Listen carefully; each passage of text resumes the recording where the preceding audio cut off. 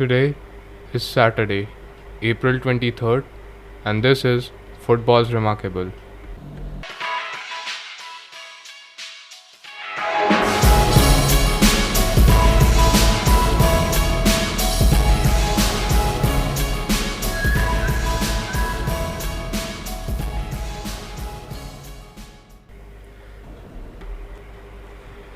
Hello and welcome to this special episode of Football's Remarkable.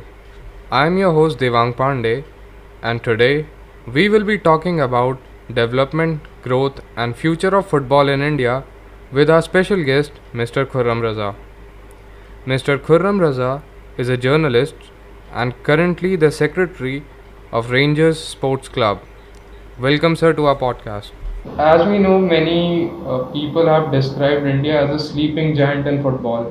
There have been many clubs who were very glorious, Mohan Bagan, Churchill Brothers, East Bengal FC, but in India, football has been overshadowed by sports like cricket. But in recent times, we have seen certain developments which have propelled the popularity of the sport in the nation. And today we will be discussing all these things with Mr. Khurram Raza. So the first thing which I want to discuss with you is the grassroots level initiatives which have been taken. So like the present government came up with the programs like Khelo India, and many footballing tournaments were also introduced like HT, GIFA, Great Indian Football Action. So how do you think Khelo India and all these grassroots level initiatives are going to make an impact? I don't agree with these government initiatives like Khelo India and all these things, because mostly when it is a government initiative, the people are not sincere. They basically just mint money. For that only they work. Otherwise, they are not concerned about the grassroots or the players or what all facilities they have or what all they need. So I don't agree with all these things. But whenever it is for the grassroots, it is basically either the private sector or it is basically the state associations, which either should come or they have already been in the forefront of all these things. Okay, so what you are saying that associations should come forward and more things should be done in this space which is there at the grassroots level. The next thing which I want to ask is promotion of the game at grassroots level. So we see kids are very much fascinated when it comes to cricket. They can easily name most of the cricket players, but when it comes to football, hardly kids are aware about this national team or the clubs which are there, and very few kids are actually enthusiastic about the sport. So what do you think that what steps can be taken to promote football at grassroots level so students take interest in the sport? You are correct in saying that kids basically know the name of the players of the cricket, and they don't know the names of the players of football. But cricket is basically, it is just like a Manchester United of Europe or Barcelona of Europe. It is like in India. So when you talk about the names, so obviously they will take the name of the Virat Kohli or Rohit Sharma and all these players. But when they talk about football, they will talk about Ronaldo, Messi. So basically the kids are basically focusing on European leagues. So our leagues is not coming to the level of Europe or other countries like Sao Paulo and from Japan and from Uzbekistan and other teams. Basically, these players are basically doing good things and they are performing well. But when you go at the grassroots level, every parents want their kid to be a good player, to be a good football player, because every kid want to play football. They don't want to play cricket nowadays. Cricket for fashion they can play, but not for their basically inner sports thing. For inner sports thing, they want to play football and they want to play hockey, they want to play other games, especially football, because whenever they go with their parents to Europe, they just see that cricket is not there, only football is there. So they basically imitate Ronaldo and Messi and all these players, and they even these European leagues, they have shifted their timings to match the eyeballs of India. Basically, they want kids of Indian origin or Chinese origin to watch their matches. So they want those eyeballs basically, and they are getting it. So whenever you are talking about a grassroots level, so there are problems at the grassroots level, but kids want to play. It is basically parents who doesn't want or doesn't allow them to play after 10th. They want their careers to build up. They want them to do MBA, to do other courses. They want to send them abroad, but they kill the basic instinct of their rewards of sports.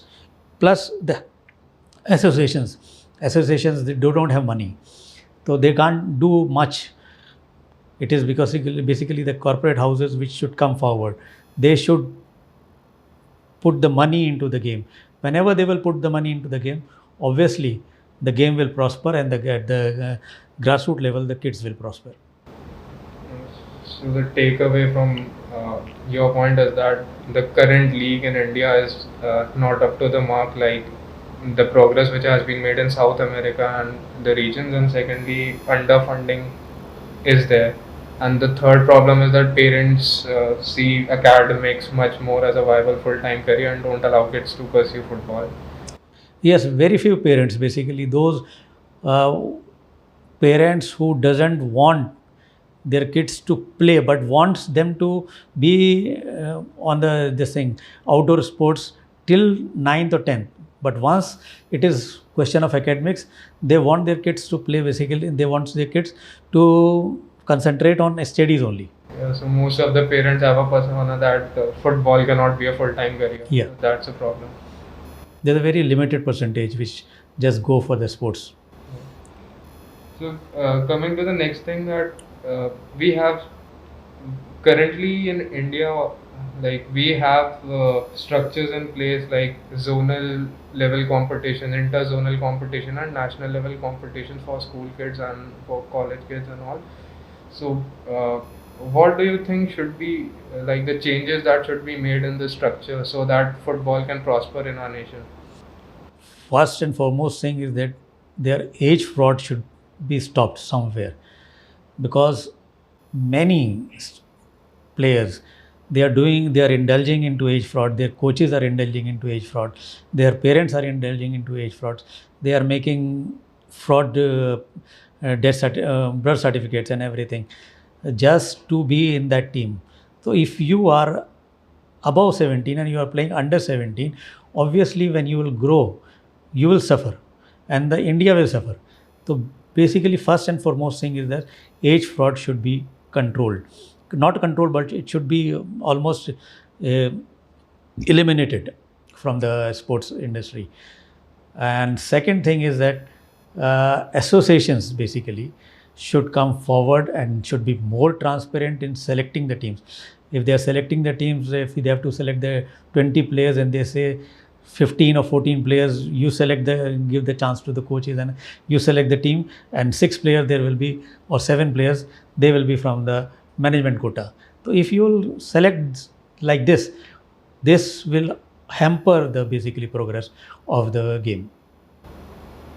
Okay, so that was an interesting take about the age thing, because I heard that age manipulation is happening, but I wasn't aware that it was such a big issue. It is very common in sports basically, and every parent basically, very sincere parent, they are indulging into it because they want their kid to play and they want their kid to play in the national level so that they can get admission in colleges, so that they can get admission in somewhere else.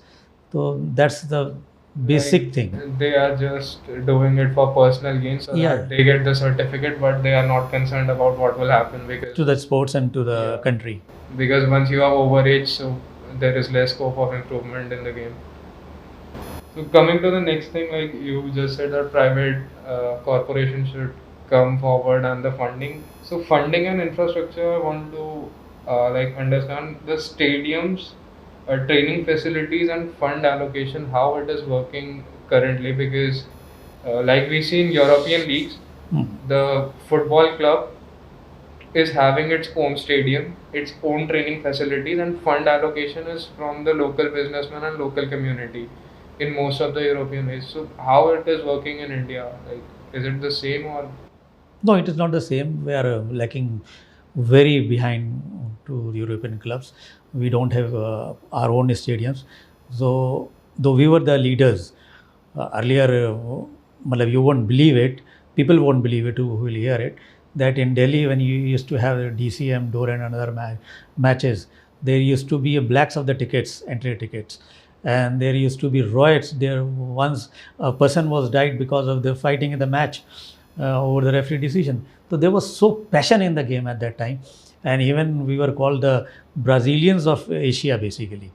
So now they are the leaders. The Europeans are the leaders, and basically they are sincere. They have their stadiums. They are the politicians. Plus, they have a fan base also. We don't have a fan base. Only in Kerala, there are two teams, Gokulam and Kerala Blasters, who have the fan base. And fan base basically works. Earlier, when we used to have matches in Delhi, there used to be a fan base. Like Mohammedan used to have the fan base of the old Delhi. And Bengali, Calcutta, East Bengal and Mohun Bagan, they used to have fan base in Chittaranjan Park. And other Punjabis, they used to support JCT and leaders and BSF. So there used to be a fan base. That fan base is basically missing.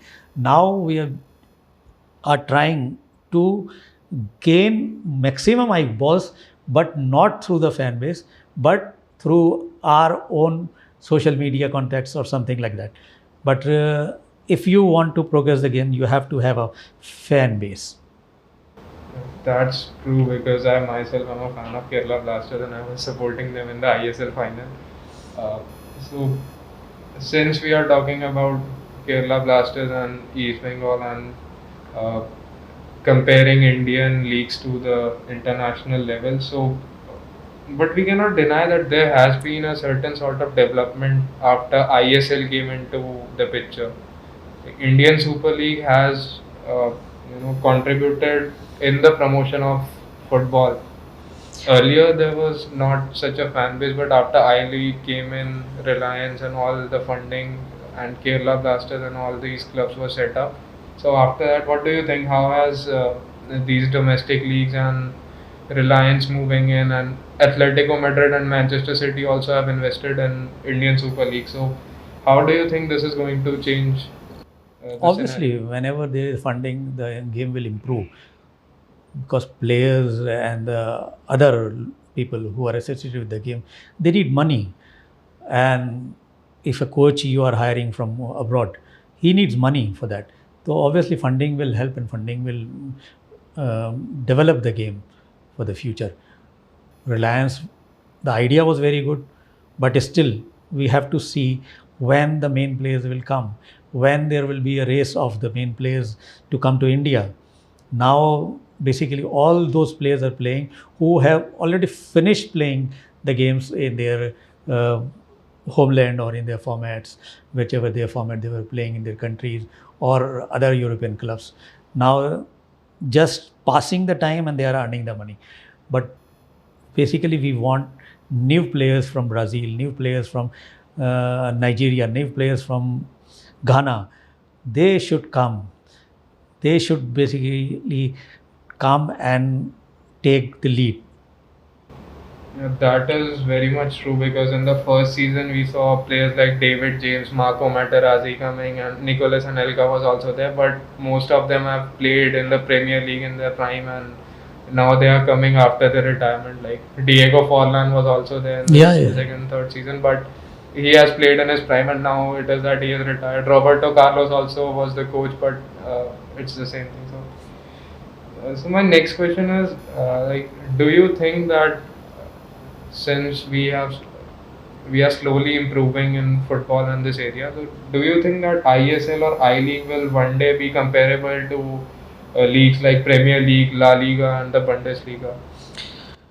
If they will move sincerely and they will work honestly, obviously they will do like Premier League or La Liga and Bundesliga. But I don't think we have that mindset. It is basically the kids who will make or compel them to be like that leagues. Otherwise, who all are ever running these shows, their mindset is basically to just run the show, not to make them equivalent to Bundesliga or La Liga or Premier League. So there uh, is a lot of scope for improvement in. There is a lot of scope for improvement, and it basically the kids who will put a pressure and they will make it happen one day. Okay, so the perception of kids will shape the future of football in India. Okay, so the next thing which I want to talk about is the glorious past which Indian football had. We had players like PK Banerjee, Chuni Goswami, who were amazing. Clubs like Mohan Bagan, who have like Mohan Bagan, East Bengal, Churchill Brothers. These clubs are like phenomenal, and like football was a like really big thing in India, but it has lost its glory. So, what do you think these Indian clubs can do actually to gain that same thing? All over the world, basically football was the first love of the young mm, people, young guys, basically young kids. They want to play football only. They didn't want cricket. But in '83, something happened like that, that we won the World Cup and everything shifted to the cricket. Plus, they have an advantage. After every ball, you can show the advertisement. So, market forces, they also came and captured. Color TV came, that was the added advantage for that. And in that, somewhere we lost the glory of football. But football was, when Balaram used to play, when Rahim was the coach, it was the glorious days of football. We used to defeat Japan, we used to defeat European clubs, and we were the best in the world at that time. We were considered the best, basically. So now, if we want to come back to our glorious past, then we have to focus on at the grassroots level, whatever you asked in the start, and these kids will only make it happen. That we should return to the glorious past, and obviously the money will play its role. It is the corporate houses who will come, and these kids who will become the CEOs of the big companies, they will invest, they will come forward, because their love is football. They don't love now cricket, they don't love any other game, they love football only. Because whenever they go to Europe, they say they see Ronaldo and they see Messi, so they want to basically invest in football only. They want to basically take the football into the glorious past. So, one thing which I had in mind, which is quite conflicting, is that what strategy should a club adopt? Like, should it focus on growing its organic natural talent in the academies, or should it go on a huge spending budget and hire big names to play for itself? No, they should focus basically on grassroots level, and that is they should have their own residential academies. Most of the club, they should basically focus on residential academies, and there's a lot of talent. Plus, in Northeast, in Kerala, in Goa, there is a lot of talent. And even in UP, where you don't know which players, Punjab, there are a lot of talent. It is basically they don't have the academies, they don't have the proper coaching thing. So if they will get the proper coaching thing and they will have residential academies, they will one day they will go to Europe and they will basically they will contest with Ronaldo type players. So, after clubs, the focus comes towards the national team. So, if we see the Indian national team, it has climbed up the rankings in the last 5 years, which is a good mark, but it is still not sufficient. We are still not qualifying for the FIFA, and like after ISL came, players like Sandesh Jhingan, JJ Lal Peklu, and all. So, Indian national team actually gained from these domestic leagues, but uh, these are still baby steps compared to what we see outside and like what is happening. So if we compare Indian national team to the teams in South America or Europe, So it is definitely not the same level. So what do you think areas of improvement for the Indian national team? Basically, young team should be there, not the players who have played for 10 years and same players who are playing for long periods, because they have access to the coaches, they have access to the management, so they are being selected. It is basically all over the India. There should be scouting and proper scouting, and there should be teams of the All India Football Federation from 9 years. Then only they can survive. They can only basically make the national team who can compete with people, with countries like Portugal, with countries like UK or Spain or German. Where we are lacking basically, it that we only select those players who have access to the management, who have access to the coaches, and they are playing for 10 years, 11 years, 14 years, something like that. What is the need for that? Maximum a player should play in the national league, it is 7 years, 6 years maximum, if he's a very good player. But we don't have a good strikers, we don't have a good mid, we don't have a good defender, so they continue to play because we are not scouting, and the other players who are good, they don't have an access. Residential academies are not working.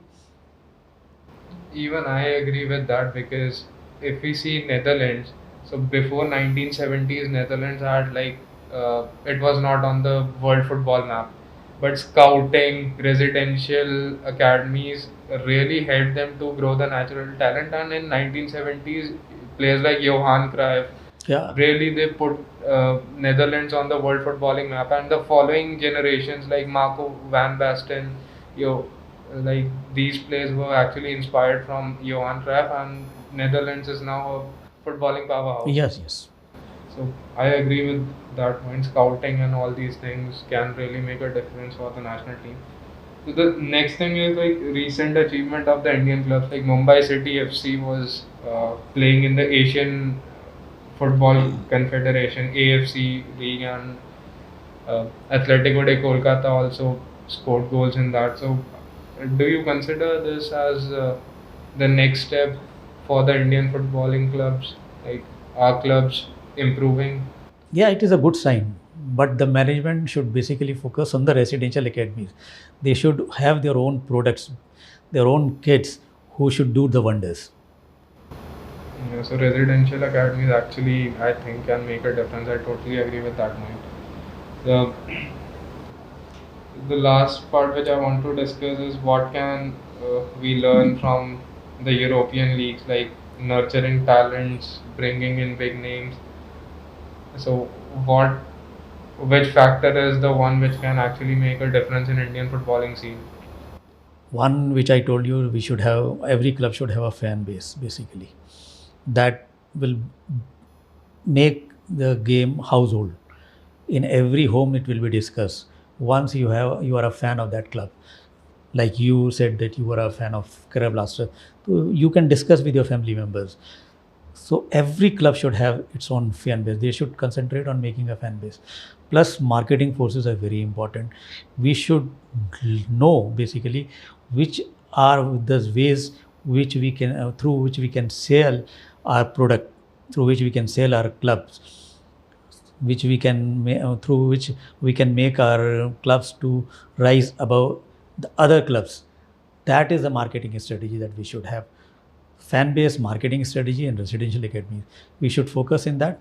Then obviously there will be no thinking of looking back, it will be only a forward looking thing.